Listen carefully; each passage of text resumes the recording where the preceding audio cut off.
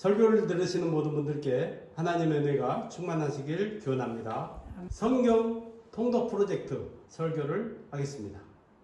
목차를 보면 첫 번째 성경을 개관하고요. 그 다음에 창세기를 개관하고 창세기 내용 분석 및 포인트를 체크합니다. 그리고 원포인트 설교를 하고 창세기가 우리에게 주는 교훈, 그 다음에 적용, 마지막으로 에필로그로 적용해봤습니다. 성경책은 신약과 구약 두 권으로 나눌 수가 있습니다. 그리고 성경은 66권이 묶여진 책입니다. 예수님의 탄생 기점으로 BC와 AD로 시대를 나누는 것처럼 성경은 구약과 신약, 구약 39권, 신약 27권으로 나눕니다. 성경 66권은 문학적 장르의 특성에 따라 분류를 하고 그 안에 각 권이 연대순으로 배치되어 있습니다. 구약은 율법서, 역사서, 시가서, 예언서, 신약은 복음서, 역사서, 서신서, 예언서로 되어 있습니다. 성경의 저자는 40여 명이나 되는데요. 1600년 동안 기록했습니다. 모세서부터 시작해서 사도 요한까지 기록했습니다. 이 성경책이 첫 기록부터 따지면 지금까지 3500년 동안 보존되어 왔다는 것이 놀라운 하나님의 섭리라고 볼 수 있습니다. 성경의 언어는 히브리어, 헬라어, 아람어로 되어 있습니다. 구약은 히브리어로 쓰였고요. 신약은 헬라어, 아람어는 조금 쓰여 있습니다. 우리는 성경의 우리말 번역본을 보고 있죠. 성경이 여러 민족의 언어로 번역되는 것은 선교 차원에서 매우 중요한 사역입니다. 우리나라도 복음이 전해지는 초기에는 선교사보다 성경이 먼저 번역되어 들어와서 많은 사람들이 있고 예수를 믿었습니다. 2023년 현재 160개의 언어로 성서가 번역되었다고 합니다. 성서공예는 2038년까지 1200개의 민족의 언어로 성경을 번역하는 프로젝트를 진행 중이라고 합니다. 많은 민족의 언어로 번역돼서 모든 족속이 구원을 얻는 그때를 기대하면서 번역 사역을 힘쓰고 있는 것을 볼 수 있습니다. 창세기 개관으로 들어가겠습니다. 창세기는 모세가 기록한 모세오경 중에서 첫 번째 책이자 성경 맨 앞에 배치되어 있습니다. 모세는 창세기, 출애굽기, 레위기, 민수기, 신명기 이렇게 5권의 책을 기록했는데 모세가 기록한 이 책을 율법서라고도 하고 모세오경이라고도 합니다. 창세기는 아브라함을 부르신 기점으로 크게 양분할 수 있습니다. 그래서 1장부터 11장까지를 천지창조와 인류의 시작으로, 12장부터 50장까지를 이스라엘 민족의 시작으로 분류할 수 있습니다.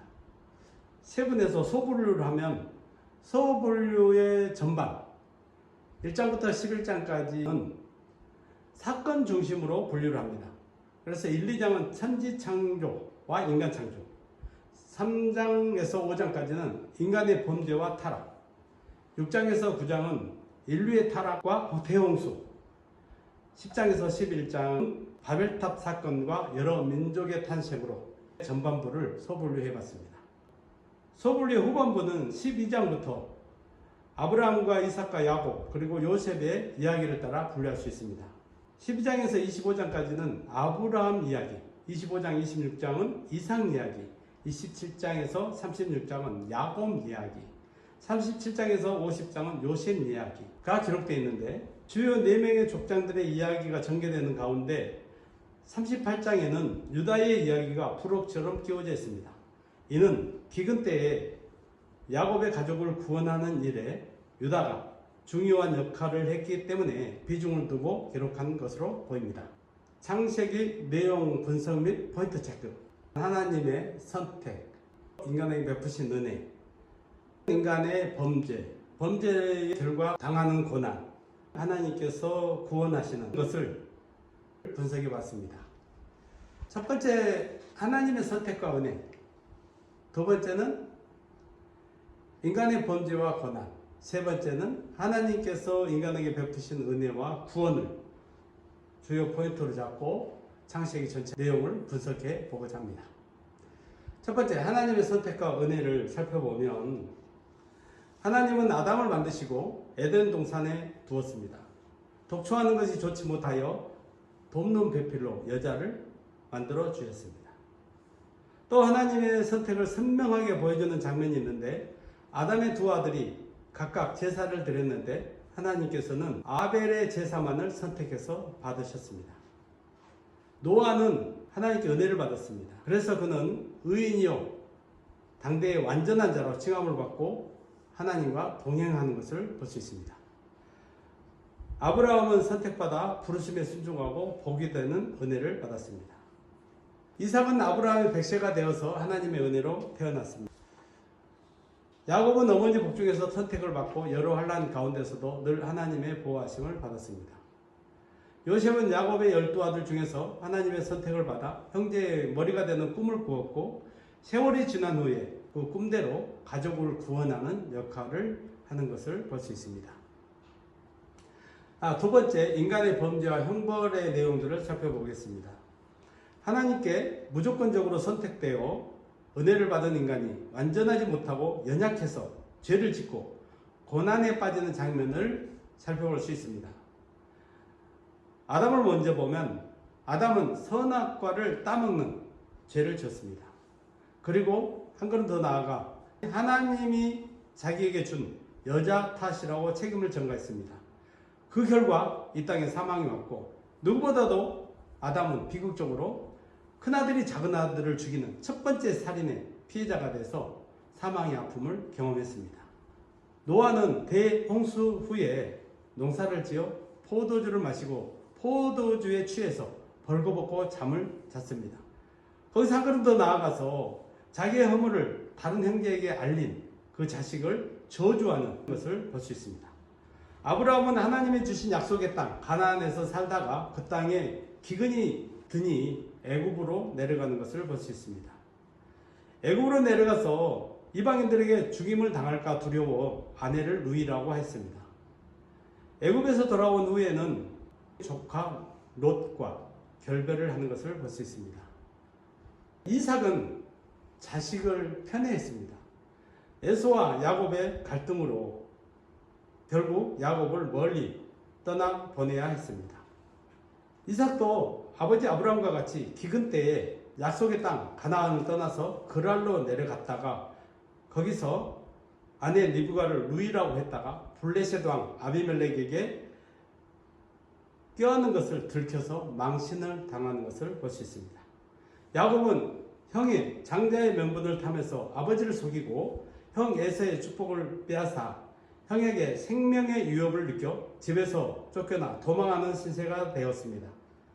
그는 하란에서 외삼촌에게 여러 번 속임을 당하는 것을 볼 수 있습니다. 요셉은 자신이 형제의 머리가 되는 꿈을 꾸고 가족들에게 이야기를 했다가 형제들의 미움을 받아 애굽으로 팔려갔습니다. 애굽에서 종살이를 하다가 후에 이방 종교 지도자의 딸과 결혼을 하는 모습을 볼 수 있습니다. 자, 세 번째로 하나님의 은혜와 구원의 관점에서 보도록 하겠습니다. 하나님의 은혜를 받은 자들의 범죄에도 불구하고 하나님이 택한 자들이 죄의 결과로 고난과 환난 가운데 있을 때에 그들을 불쌍히 여기고 다시 은혜를 베푸셔서 구원해 주시는 장면을 볼 수 있습니다. 하나님은 아담에게 죽은 자식 아벨 대신에 다른 아들 셋을 주었습니다. 셋을 통해서 아담의 계보가 내려오는 것을 볼 수 있습니다. 노아는 홍수 후에 포도주를 마시고 실수를 하고 자식을 저주했음에도 350년을 더 살며 장수하다가 950세에 죽는 것을 볼 수 있습니다. 아브라함은 많은 어려움을 겪고 난 후 100세가 되어서 후계자가 될 아들을 얻었습니다. 사라가 죽고 난 후에 후처 구두라를 얻어서 또 많은 아들을 얻는 것을 볼 수 있습니다. 이삭은 집을 나간 자식을 만날 수 있었고 죽은 후에 형제가 함께 장례 치르는 것을 볼 수 있습니다. 야곱은 외삼촌의 집에서 고생은 했지만 아내와 자식과 많은 재산을 얻어서 하나님의 은혜로 무사히 고향으로 돌아올 수 있었습니다. 돌아오는 길에 형 에서를 만날 두려움에 떨고 있었는데 밤에 천사와 씨름하고 하나님의 축복을 받았습니다. 요셉은 애굽으로 팔려가서 많은 고생을 했으나 고생 끝에 하나님의 은혜로 애굽 왕 바로의 꿈을 해석하고 총리가 되었습니다. 기근 때에는 아버지와 가족들을 구원하는 역할을 하는 것을 볼 수 있습니다. 제가 은혜를 받은 포인트를 원포인트 설교로 하겠습니다. 본문은 창세기 6장 8절에서 10절입니다. 그러나 노아는 여호와께 은혜를 입었더라. 이것이 노아의 족본이라. 노아는 의인이요 당대의 완전한 자라. 그는 하나님과 동행하였으며 세 아들을 낳았으니 셈과 함과 야벳이라. 설교의 핵심 포인트는 노아가 은혜를 받고 의인이라 칭함을 받고 하나님과 동행하고 난 후에 구원을 받았다. 은혜를 받고 의인으로 칭함을 받고 하나님과 동행하고 구원을 얻는 것을 포인트로 잡아봤습니다. 노아와 방주를 생각할 때 노아는 완전한 자요 의인이라는 데에다 방점을 찍습니다. 그러나 성경은 노아가 하나님께 은혜를 먼저 받았음을 기록하고 있습니다. 이 은혜를 먼저 받았다고 하는 순서는 중요한 의미를 갖습니다. 노아가 의인이어서 믿음으로 방주를 지었다는 해석이 있을 수 있으나 이 순서에 의하면 노아는 하나님께 은혜를 먼저 받았고 그 후에 의인이고 완전한 자로 하나님과 동행했다는 것을 알 수 있습니다. 노아는 은혜를 받아서 의인이라 칭함을 받았다는 사실을 기억하시기를 바랍니다. 또 그의 완전함과 의인됨은 하나님과 같은 안전함과 의로움을 말하는 것이 아니라 당대의 타락한 사람들과 비교해서 상대적으로 의로웠다는 사실도 기억해야 합니다. 로마서 3장 23절에서 24절에 나와 있는 내용을 보면 모든 사람이 죄를 범하였음에 하나님의 영광에 이르지 못하더니 그리스도 예수 안에 있는 구속으로 말미암아 하나님의 은혜로 값없이 의롭다 하심을 얻은 자 되었느니라. 또 로마서 3장 12절에서 20절에는 기록된 바 의인은 없나니 하나도 없으며 깨닫는 자도 없고 하나님을 찾는 자도 없고 다 치우쳐 함께 무익하게 되고 선을 행하는 자가 없나니 하나도 없도다. 이 말씀에서 이 세상에 의인은 하나도 없다는 사실을 확인할 수 있습니다. 따라서 의인이고 완전한 자라 칭함받은 것은 하나님께 은혜를 받은 후의 결과라고 볼 수 있습니다. 은혜를 받은 노아는 하나님의 말씀을 믿고 믿음으로 방주를 만들었고 대홍수 때에 모든 세상 사람들이 죽는 그 사망에서 구원을 받는 것을 볼 수 있습니다. 그런 차원에서 노아의 삶은 모든 것이 하나님의 은혜였음을 알 수 있습니다. 우리의 삶도 또한 모든 것이 하나님의 은혜입니다. 창세기가 우리에게 주는 교훈을 보도록 하겠습니다. 노아가 은혜를 받고 구원을 받은 것을 포함해서 창세기에는 하나님의 은혜 주심과 인간의 범죄와 고난 그리고 하나님의 은혜와 구원 이런 순환이 반복되는 것을 볼 수 있습니다. 족장들의 이야기는 하나님의 이야기인 동시에 우리의 이야기입니다. 이런 모습은 성경에 많이 기록되어 있는데 특히 사사기 400년 동안에 더 선명하게 반복해서 순환되는 것을 볼 수 있습니다. 창세기의 족장 이야기는 이스라엘 민족 역사의 원형인 동시에 모든 성도들의 영적 자화상이자 자서전이라고 할 수 있습니다. 적용을 한번 해보겠습니다. 창세기를 통해서 성도들은 하나님께서 먼저 인간에게 은혜를 주셨다는 것과 하나님의 은혜를 받은 인간이 연약해서 죄를 짓고 그 죄의 결과 고난을 겪는 것을 볼 수 있었습니다. 그럼에도 불구하고 하나님은 택한 백성의 고통을 예면하지 않고 다시 은혜를 베풀어서 구원해 주시고 또 끝까지 인도해 주시는 것도 볼 수 있습니다.